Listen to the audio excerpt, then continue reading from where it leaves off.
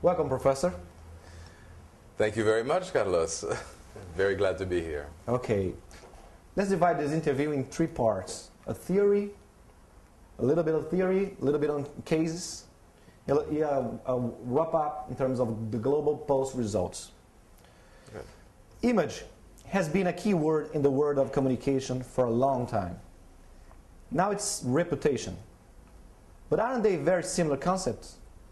Could you clarify the main difference between them? It's always a very interesting point. Image and brand have been researched for many years by academics around the world. I think the biggest way to think of the difference is that a company can have many images, that it will have one reputation. So image is really the outcome of what the brand is expressing. So a company has a brand, it says it wants to stand for, whether it's an oil maker that wants to look like an environmentally friendly company, it builds on its brand, promise. Image is how it's received by the public. Do they see it as a friendly company? Reputation is the evaluation of what they see.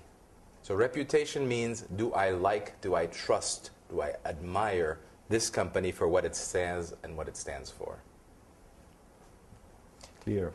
Now, three cases, three issues that has been going on. Tiger Woods, Toyota, and British Petroleum. All brands, companies, because Tiger Woods is also a corporation. Absolutely. All these very known brands are facing problems. Would you give a piece of advice in terms of reputation management for them to recover these crises they are facing now? Tiger Woods is a very interesting example because he exemplifies the problem of what we call authenticity. The reason it became such a problem and such a crisis for him is that he portrayed himself in one way, as a family man, as a man devoted to his children, his wife, and to golf, and at the same time was behaving in ways behind the scenes that were completely contradictory. We see that often with companies, when they are portraying themselves in one way, but then behaving in another. So you asked about British Petroleum, BP. BP is a company that has for perhaps a decade now been projecting itself as a company concerned about the environment and about sustainability. Its whole branding, based on the yellow flower and the green colors, shows itself to be a sustainable, focused company. But the reality is that for the last 5-6 years, it has consistently demonstrated a disregard for environmental issues, has underinvested in some areas, and in particular, it has focused on cost-cutting at the expense of some of the things that would protect the environment. Which would be the same case of Toyota, perhaps? Toyota, very similar ways, except that Toyota's focus in the past was a quality orientation, and over the last decade, it has shifted its strategy to focus more on cost-cutting to achieve lowering of prices and in order to compete in the global markets. So that has led to the problems in which it has basically found itself cutting corners in manufacturing, cutting corners with new parts. And because of that, it has generated unfortunate accidents in the United States in particular around the brake systems that it sold. Okay. And to wrap up, about Global Post study, you usually, and we see in the Global Post, that quality of products, this dimension, quality of products, is the main dimension.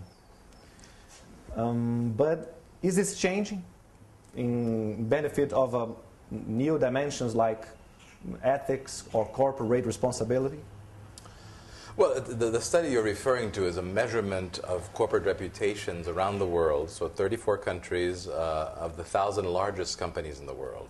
So what we've looked at are how consumers perceive companies, and when we ask them how they trust, admire, and respect these companies, we also ask them how do they perceive the workplace of that company, the innovation of that company, the citizenship, and 7 other dimensions. And we call those the drivers of reputation, and we try and find out which of these are higher when companies have better reputations. So the interesting thing that comes out of it is that the number one driver of reputation is always the offering, the products and services.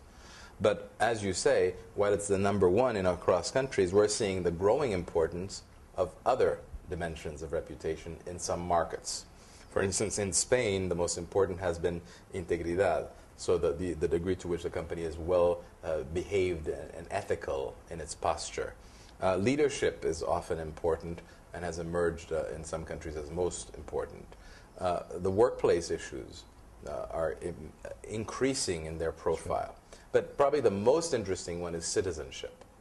When we look across many countries, and especially in Europe, citizenship has had importance, but has become more important in building reputation for companies.